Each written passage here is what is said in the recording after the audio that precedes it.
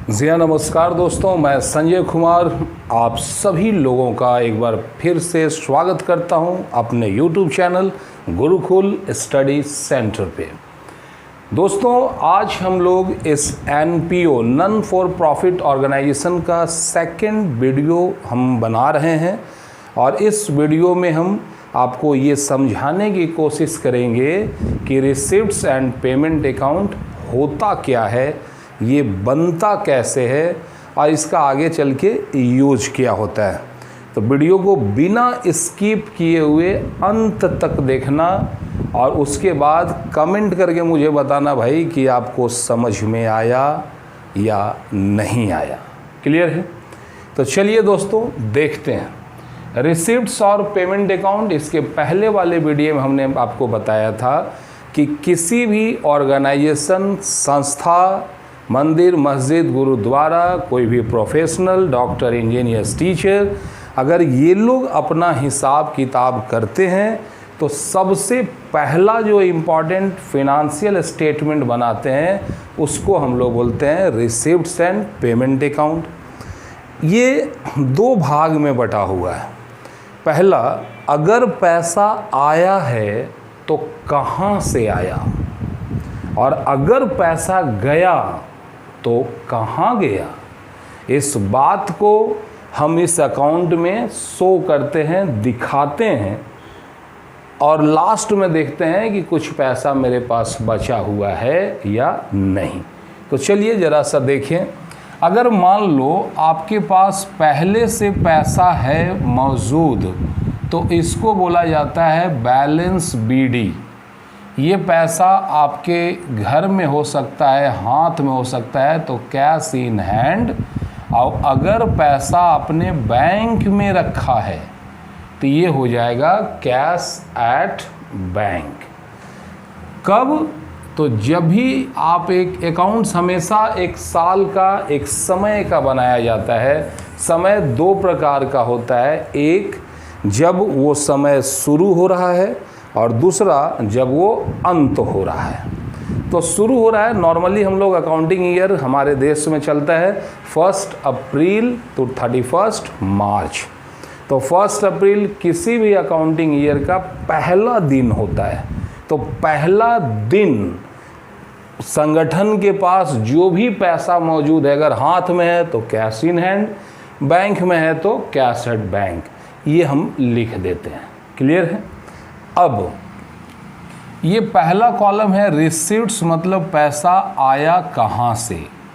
तो जितना भी रेवेन्यू रिसिप्ट्स होता है, पिछला वीडियो में हमने पूरा एक्सप्लेन किया है कि ये रेवेन्यू क्या होता है।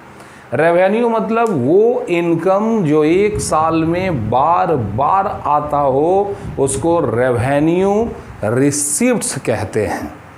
क्लियर है?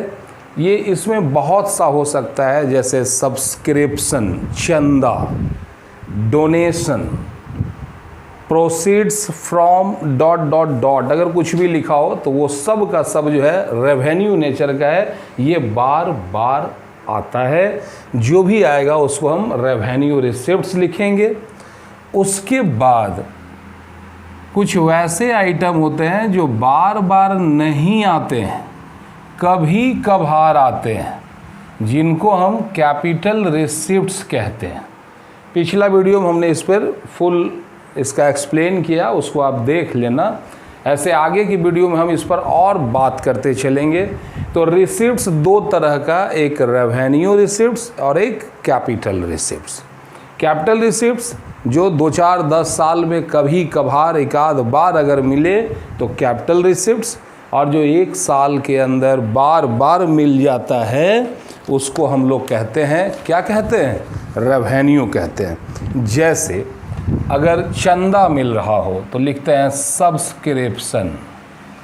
ये बड़ा मतलब फेमस वर्ड है इस चैप्टर में। सब्सक्रिप्शन बार बार आएगा, इसको याद ही रख लेना।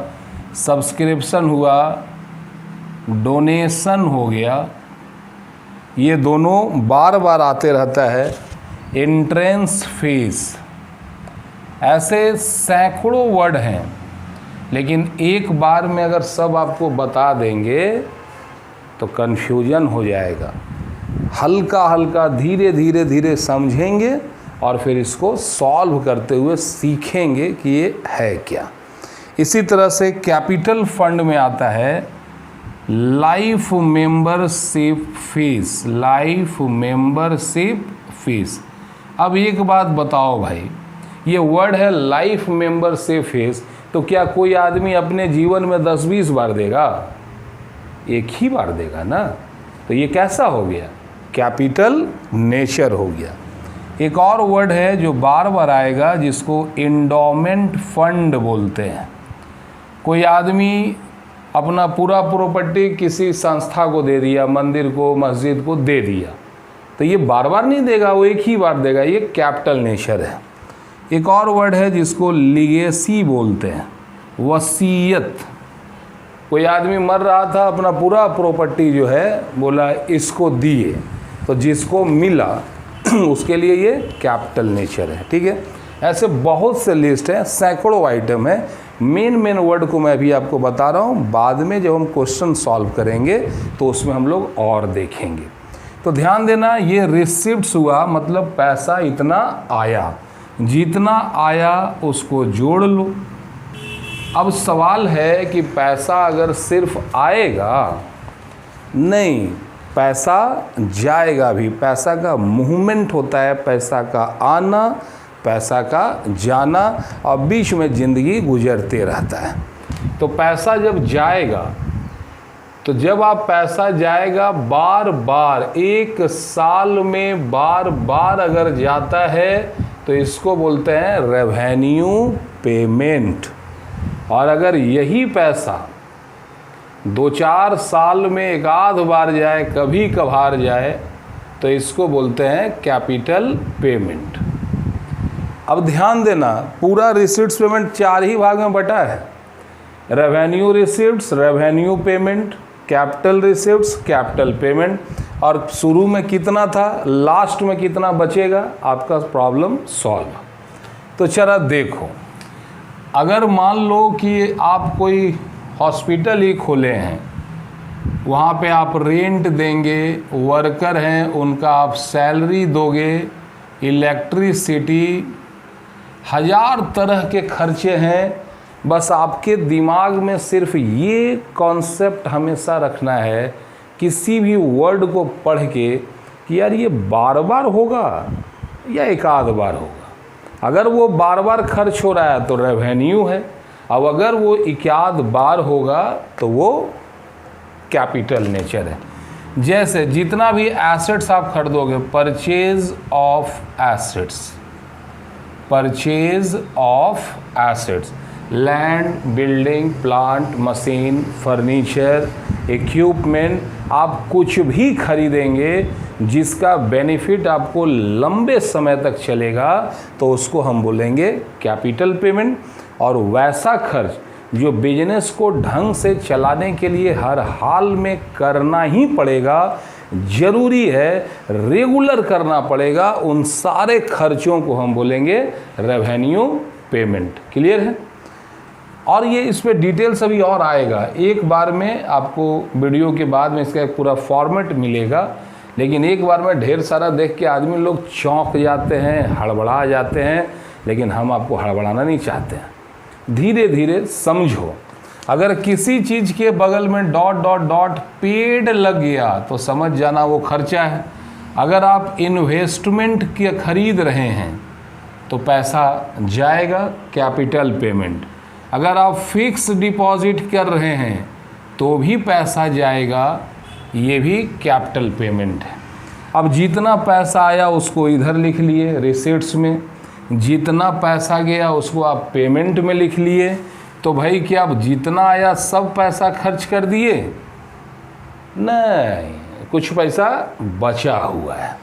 तो जो भी आपके पास लास्ट में बचा हुआ रहता है उसको हम बोलते हैं बैलेंस CD।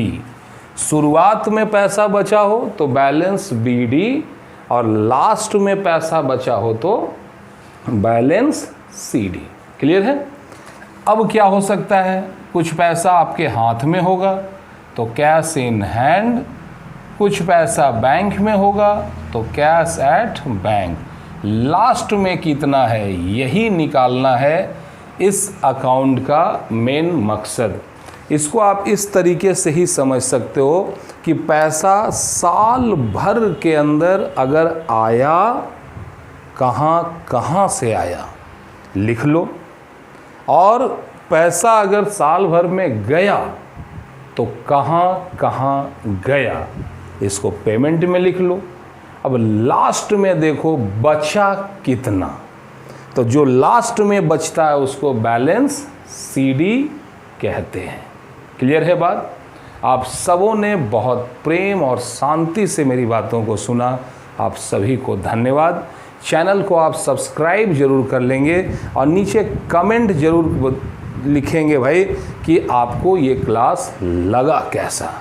थैंक यू आप सभी लोगों का। जय हिंद, जय भारत।